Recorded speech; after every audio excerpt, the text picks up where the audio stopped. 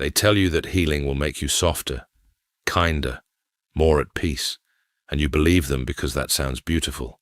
But Carl Jung discovered something that will shatter this illusion completely. A healed empath doesn't become a nicer version of themselves. They become dangerous, not to innocent people, but dangerous in a way that terrifies anyone who ever tried to use them. Let me show you what Jung called the most unexpected transformation in human psychology. When an empath finally integrates their shadow and crosses that threshold from wounded healer to psychological weapon, they don't just change, they become untouchable. And that's exactly what makes manipulators lose sleep at night. Before we dive into what a healed empath actually becomes, we need to understand what they were. The unhealed empath exists as what Jung called an emotional shock absorber, something designed to take impact after impact, cushioning everyone else from the force of life, while slowly destroying itself in the process. These individuals spent years absorbing everyone's emotional chaos. Your alcoholic father's rage, your mother's silent depression, your partner's infidelity that you could feel before you saw the evidence, your co-worker's jealousy masquerading as concern. You absorbed it all, not because you wanted to, because your nervous system was built to pick up every frequency within reach. Jung called this unconscious participation. You weren't just feeling your own emotions. You were carrying the entire unconscious weight of everyone around you. Their shadows, their denied pain, their unprocessed trauma. All of it poured into you like you were some kind of cosmic dumping ground for human suffering. And the worst part wasn't the pain itself. The worst part was that you thought this was your purpose. You believed that your sensitivity, your ability to feel everything, meant you were supposed to fix everyone, save everyone, hold space for everyone. You built your entire identity around being the person who could handle what others couldn't, the therapist friend, the emotional translator, the one who always understood. But here's what nobody told you. While you were busy absorbing everyone else's darkness, you were ignoring your own. You had no boundaries because boundaries felt cruel. You had no limits because limits felt selfish. You said yes when you meant no. You smiled when you wanted to scream. You stayed when every cell in your body begged you to run. And slowly, so slowly, you didn't even notice it happening, you disappeared. The real you, buried under layers and layers of other people's unprocessed emotions. Jung saw this pattern again and again in his practice. Empaths who came to him not because they were mentally ill, but because they were drowning in a sea of consciousness that wasn't even theirs. Consider a case profile that Jung documented in his clinical notes, a composite example based on patterns he observed across multiple patients. This individual, representing what Jung would categorize as the introverted intuitive type, walked into rooms and immediately sensed the psychological atmosphere. Who was lying? Who was in pain? Who harbored resentments? But this gift didn't bring peace. It brought exhaustion. They couldn't engage in small talk because they saw through every facade. They couldn't maintain friendships because people felt exposed around them. Jung realized he wasn't treating pathology. He was observing what happens when the unconscious becomes too conscious, when perception becomes too differentiated for normal social survival. This pattern repeats across the empath experience. The ability to see everything becomes the very thing that isolates you from everyone. But then something happens, something that changes everything. Jung called it the breaking point, but that term doesn't capture what actually occurs. It's not a breakdown. It's a breakthrough disguised as destruction. Usually, it's a betrayal. Not just any betrayal. The kind that makes you finally see clearly. The person you trusted most, the one you protected with your life, the one you absorbed pain for, reveals themselves. Maybe you discover they've been lying for years. Maybe you watch them destroy you while smiling to your face. Maybe you realize they never saw you as a person at all, just a resource to be drained. And in that, moment, something inside you doesn't break, it awakens. Because here's what Jung discovered that will change how you see this transformation forever. That breaking point isn't when the empath loses their mind, it's when they finally start trusting it. You see, all those years you spent absorbing everyone's emotions, you were doing something else too. You were studying, cataloging, mapping human behavior with the precision of a master strategist. Every micro-expression, every vocal tone shift, every contradiction between someone's words and their energy. You saw it all. You knew it all. You just never used it. We see this dynamic clearly in the story of transformation that Jung observed repeatedly. The moment of awakening doesn't announce itself with fanfare. It arrives as a cold clarity. The empath who spent decades doubting their perceptions suddenly stops doubting. The internal, knowing that they suppressed for years to keep the peace, becomes louder than any external voice trying to convince them otherwise. The healed empath emerges from this awakening as something Jung called psychologically complete. They've integrated their shadow, and their shadow isn't evil, it's every quality they were told to suppress. Their intelligence, their rage, their ability to say no, their willingness to let people fail, their capacity to walk away without explanation, their talent for seeing through manipulation in real time. When these aspects integrate, when the empath finally owns every part of themselves, three distinct stages unfold. Empaths aren't broken, they're alchemists in progress. The alchemist's path gives you drills, Jung-based boundaries, and 3 exclusive chapter videos to turn overwhelm into clarity. By Surreal Mind, 236-page downloadable ebook, in stock. Begin now at thesurrealmind.com, and each one is more powerful than the last. Stage 1. The mirror effect. The healed empath stops absorbing your emotions and starts reflecting them back to you. They're not a sponge anymore, they're a mirror. And not the kind that lies to make you feel better, the kind that shows you exactly what you are. Let's look at a narrative illustration of how this operates. Imagine you're a narcissist who spent years using empaths as emotional ATMs. You say something cruel, they absorb it. You project your insecurities, they take responsibility. This has always worked. But then you encounter a healed empath, and suddenly, nothing works. You try your usual tactics, the guilt trip, the gaslighting, the subtle put-down wrapped in concern, and instead of absorbing it like they used to, they just look at you, really look at you, and in that gaze, you see yourself, not the version you pretend to be, the real version, the insecure, desperate, manipulative version you've been hiding from yourself. It's terrifying, because the healed empath isn't judging you. They're not angry. They're just holding up a mirror, and you cannot stand what you see. So you do what all unconscious people do when faced with their own reflection. You attack the mirror. You call them cold, selfish, too sensitive, not the person they used to be. And they just smile, because they know exactly what you're doing. They've seen this pattern 1,000 times. They wrote the book on it.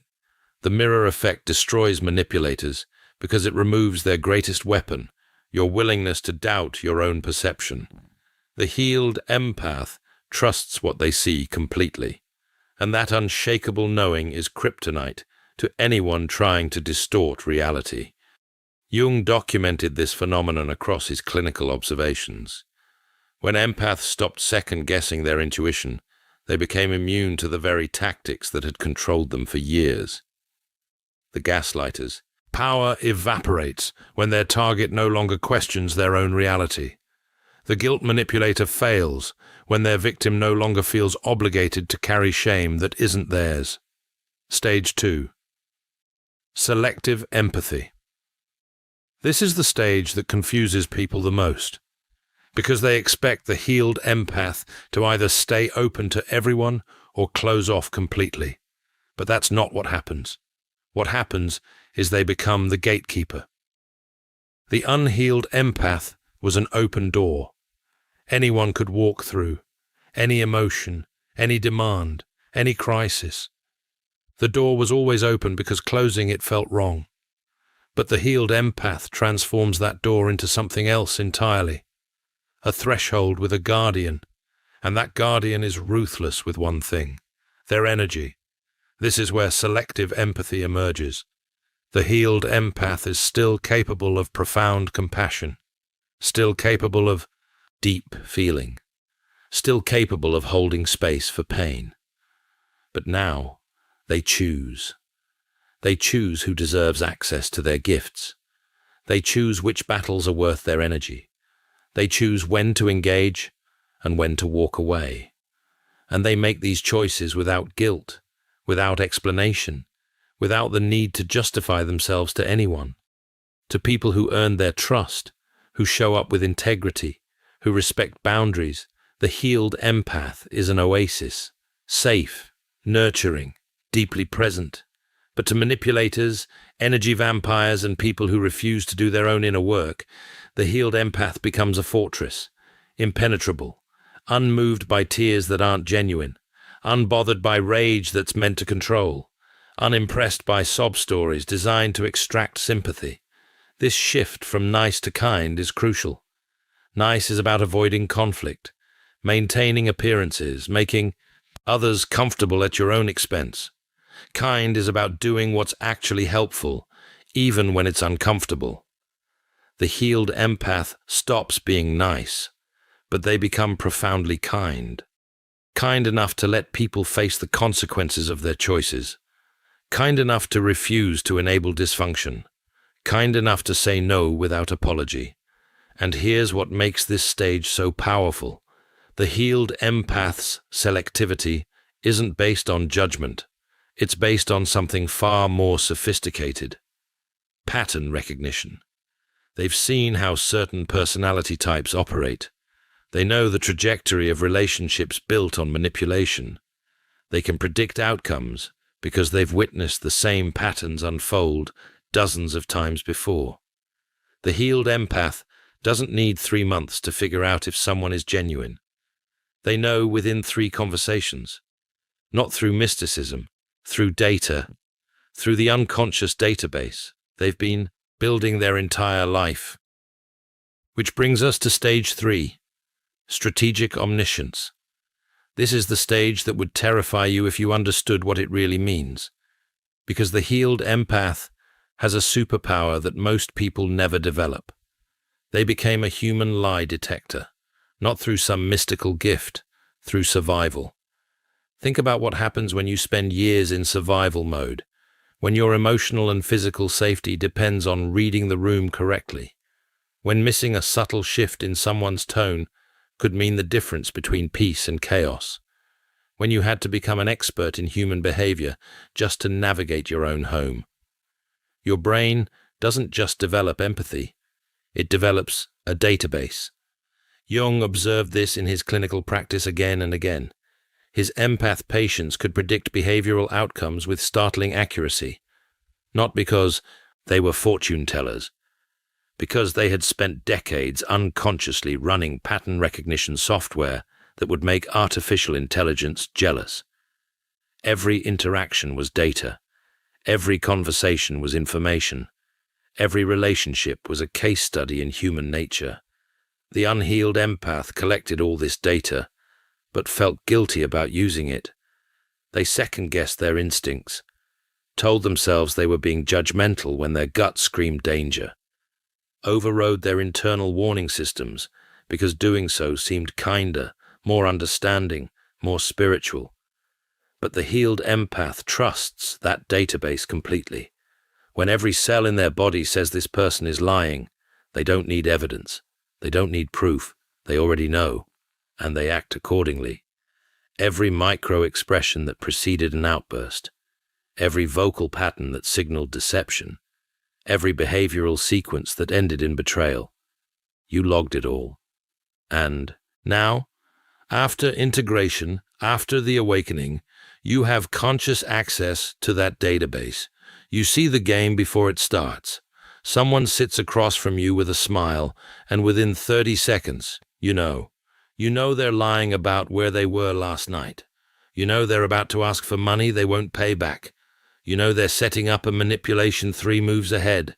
You don't know because you're psychic. You know because you've seen this exact pattern play out 100 times before. The micro-expressions never lie. The energy never lies. The behavioral sequences never lie. This is what Jung meant by differentiated perception. The healed empath doesn't just feel more than others. They process emotional and psychological information at a level most humans never reach. They're operating with a framework that took years of pain to develop, but now functions like a sixth sense. And here's the twist that makes this truly dangerous. The healed empath understands manipulation mechanics perfectly. They could manipulate you easier than the narcissist ever could. They know exactly which buttons to push, which wounds to exploit, which fears to activate. They have the blueprint. They have the skill. They have the knowledge. But they choose not to use it destructively. Jung spent years studying why some empaths integrated their power benevolently, while others turned it into a weapon. He found the difference came down to one thing: conscious choice. The healed empath who maintains their integrity makes a daily decision to use their gifts for good. They see the shortcuts. They know how easy it would be to manipulate their way through life. They recognize that their understanding of human psychology gives them unfair advantages in almost every interaction. But they refuse to take those advantages, not because they're weak, because they're strong enough to choose a harder path, strong enough to win without cheating, strong enough to influence without manipulating. This restraint, this conscious choice to be ethical when you could easily be effective through manipulation, is what Jung called moral courage. It's easy to be good when you lack the capacity for evil. It takes a completely different level of development to have the capacity for manipulation and choose truth instead. This is where Jung's concept of the individuated person comes in. The person who has integrated both light and shadow, who has the capacity for both profound compassion and ruthless precision, who can be gentle or fierce depending on what the situation requires. The healed empath becomes what Jordan Peterson calls a monster under control, someone capable of incredible damage who chooses benevolence. This choice, this conscious decision to use power wisely, is what separates the healed empath from the manipulator. Both see the game, both understand the mechanics, both could win at psychological chess. But the healed empath plays a different game entirely. They're not trying to control you.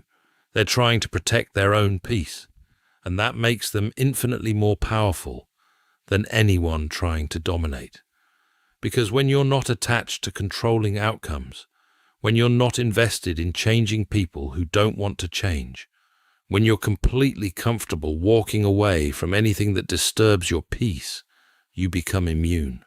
Immune to guilt trips, immune to manipulation, immune to the chaos that used to pull you under. The manipulator needs you to react. The healed empath doesn't need anything from you. And that imbalance of need is where all the power lives. Now here's what happens next. The climax of this transformation. The moment when everyone around the healed empath has to make a choice. Because the healed empath's new state of being creates a ripple effect that forces evolution or revelation in every relationship they have. Family dynamics that functioned through enabling suddenly collapse. Not because the healed empath is destroying anything, but because they stop being the load-bearing wall that held up a dysfunctional structure.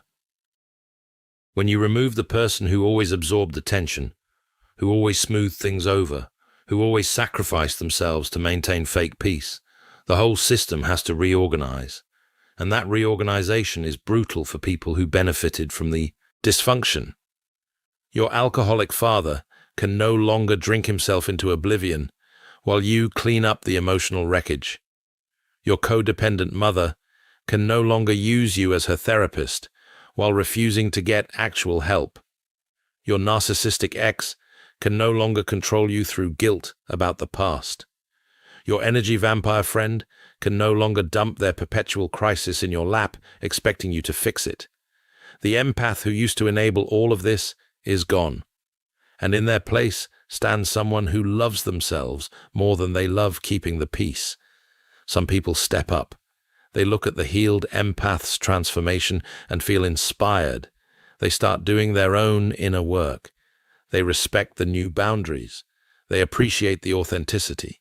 These relationships deepen and become more real than they ever were before.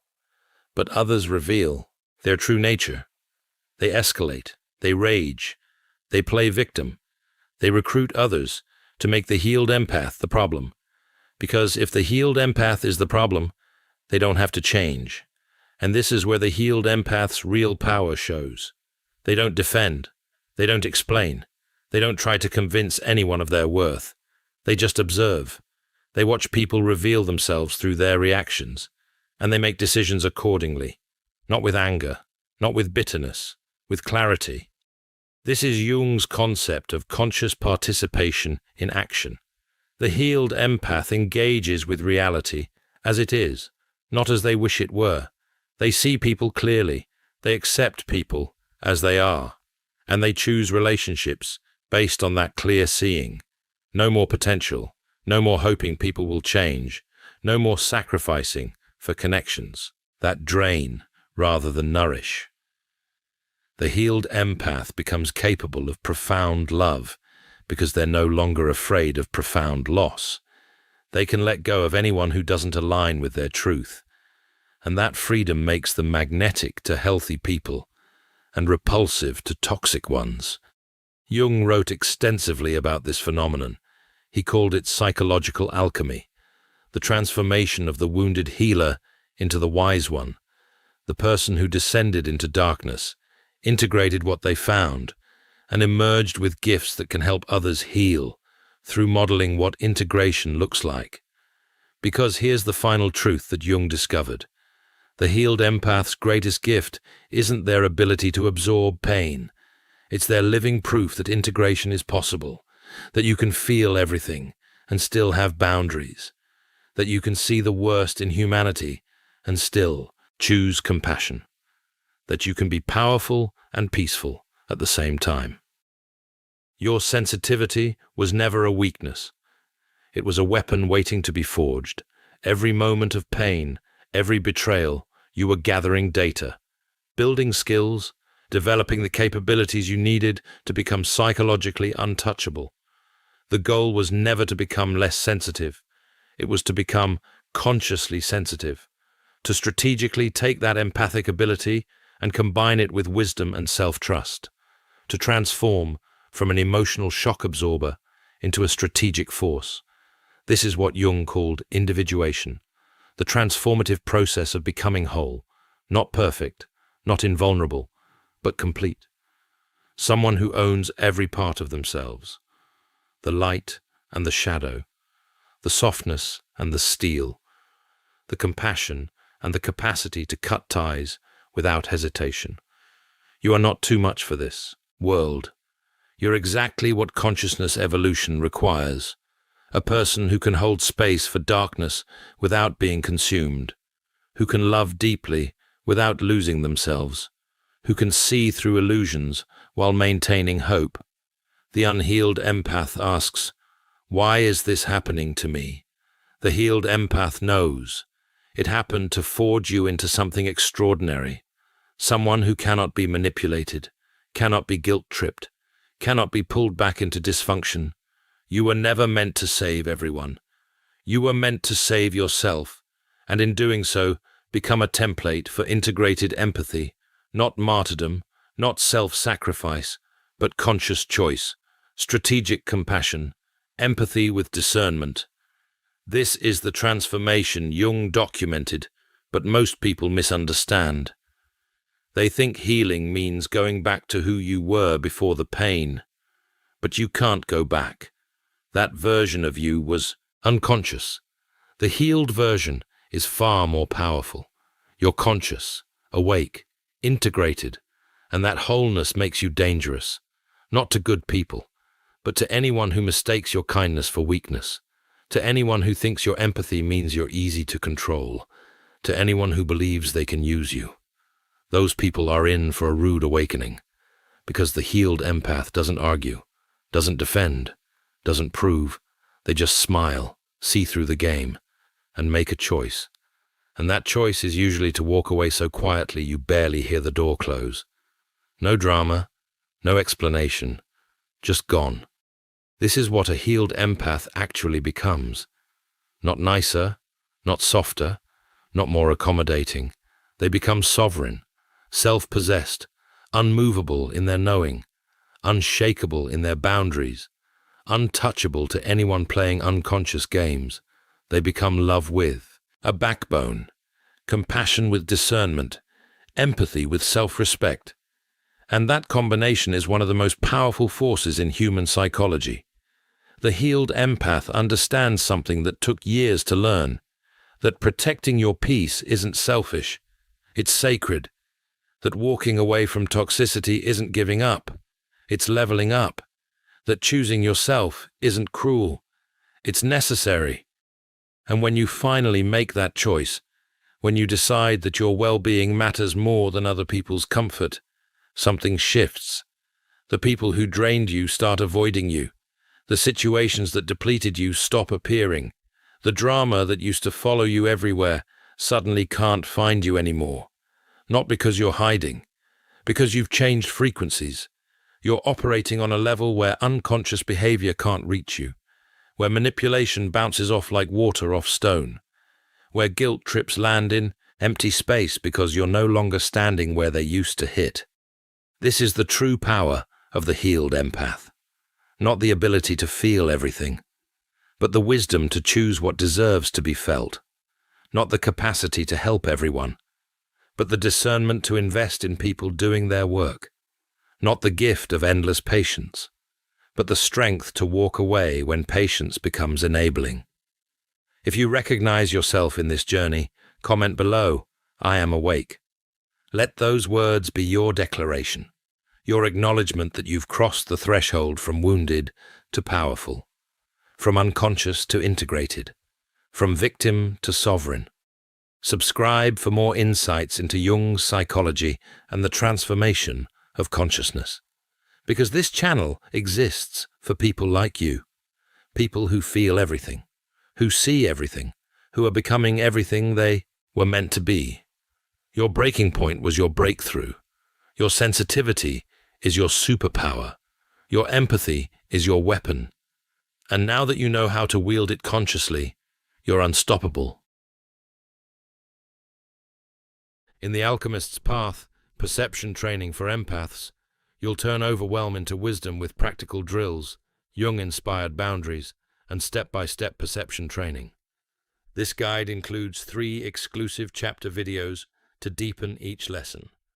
Written by Surreal Mind, 236 pages, beautifully designed 8.5 by 11 downloadable ebook, in stock now. Start your training today. Feel deeply while thinking clearly. Get The Alchemist's Path at thesurrealmind.com.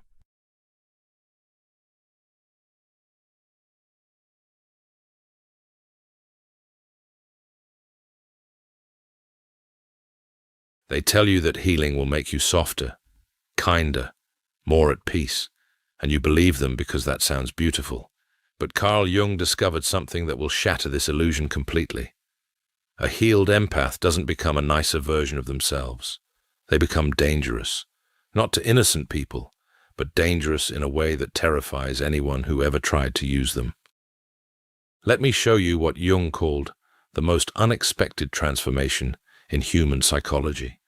When an empath finally integrates their shadow and crosses that threshold from wounded healer to psychological weapon, they don't just change, they become untouchable.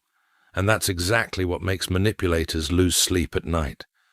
Before we dive into what a healed empath actually becomes, we need to understand what they were. The unhealed empath exists as what Jung called an emotional shock absorber, something designed to take impact after impact, cushioning everyone else from the force of life, while slowly destroying itself in the process. These individuals spent years absorbing everyone's emotional chaos. Your alcoholic father's rage, your mother's silent depression, your partner's infidelity that you could feel before you saw the evidence, your co-worker's jealousy masquerading as concern. You absorbed it all, not because you wanted to, because your nervous system was built to pick up every frequency within reach. Jung called this unconscious participation. You weren't just feeling your own emotions. You were carrying the entire unconscious weight of everyone around you. Their shadows, their denied pain, their unprocessed trauma, all of it poured into you like you were some kind of cosmic dumping ground for human suffering. And the worst part wasn't the pain itself. The worst part was that you thought this was your purpose. You believed that your sensitivity, your ability to feel everything, meant you were supposed to fix everyone, save everyone, hold space for everyone. You built your entire identity around being the person who could handle what others couldn't, the therapist friend, the emotional translator, the one who always understood. But here's what nobody told you. While you were busy absorbing everyone else's darkness, you were ignoring your own. You had no boundaries because boundaries felt cruel. You had no limits because limits felt selfish. You said yes when you meant no. You smiled when you wanted to scream. You stayed when every cell in your body begged you to run. And slowly, so slowly, you didn't even notice it happening, you disappeared. The real you, buried under layers and layers of other people's unprocessed emotions. Jung saw this pattern again